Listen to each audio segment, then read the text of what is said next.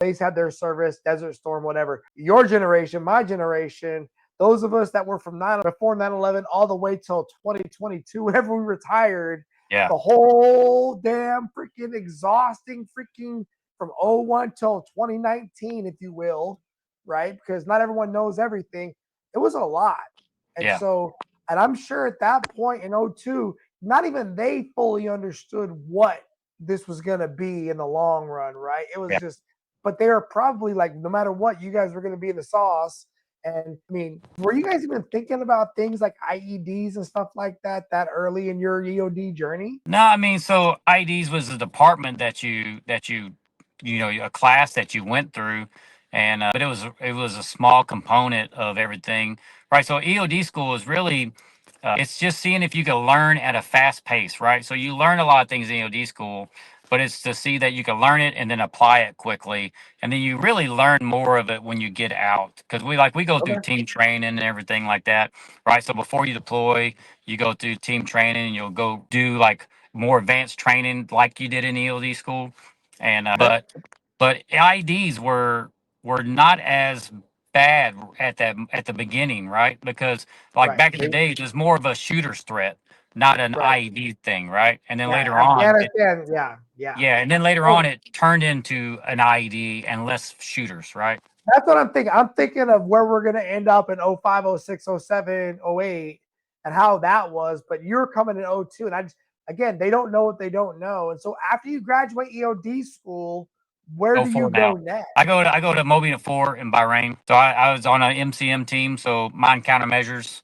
So I did a lot of diving out there and everything else. I dove all around, and that's what we did for the majority of time. And for a Okay. small for a and then I got rapidly deployed to Afghanistan for a little while out there. While I was on the MCM team, I went to Afghanistan with someone that you know, Rick Straney. Yeah, I do know Rick. Yeah. Yeah. So So me and Rick went to we deployed to Afghanistan together. He was a senior, he was a chief, and I was a first class. awesome. So you were already in the. It was EOD a rate at that point already. No, no, EOD became a rate my first time up for chief. So were you still an RM? All right, so you were Yep. an RM1 and Rick was a chief, whatever flavor, and he was a fleet returnee who also Yep. went EOD. And you got the opportunity to go to Afghanistan because what? You were in Bahrain and you were available and you were willing to go, or what? Yeah. So there was some stuff that happened, right? Some guys had bombed like an embassy, and there was a couple places that they needed to send people, and Rick was one of the guys going, and he had literally just showed up to our command, and so he didn't have a team yet, and they were going to send him, and they told him he could go pick anybody at the command that, and then he could take them as his team member, and Right. and then he came up to me one day. He's like, "Hey, your name's not on a list of people that are available," and because all the chiefs wrote down who was available, and I was like, "Yeah." I was like, "What are you talking about?" And he said, "No, your name's not on there." And I was like, "Yeah, I told him I'd go." And he's like, "Do you want to go?" I was like, "Yeah." And then he was like, "Cool." And then because he told me, he's like, "Hey, man, you're always smiling, you're always working. You know, like I was always talking smack, I was always grinding, and I was always putting in that work."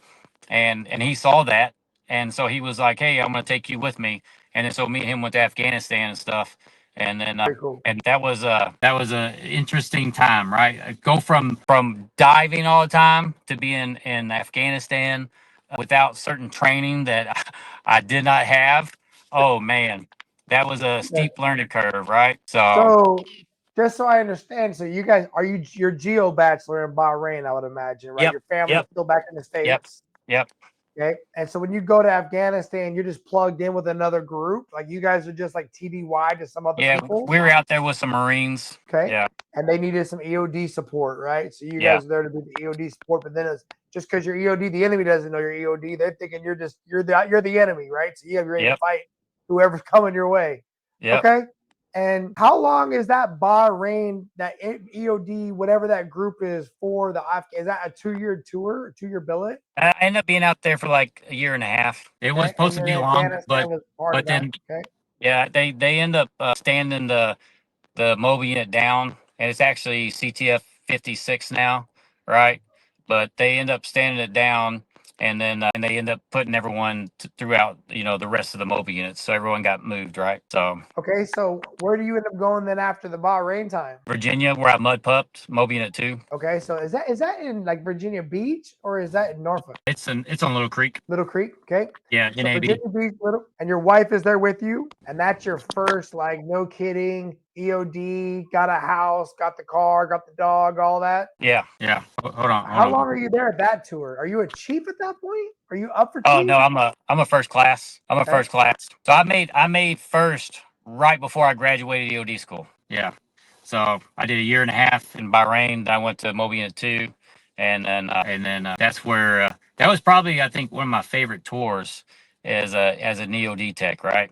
There was a lot of great people there. Right. And then basically I did 2 Iraq deployments there. So like I didn't join EOD not to deploy, right, and Right. not to do the job.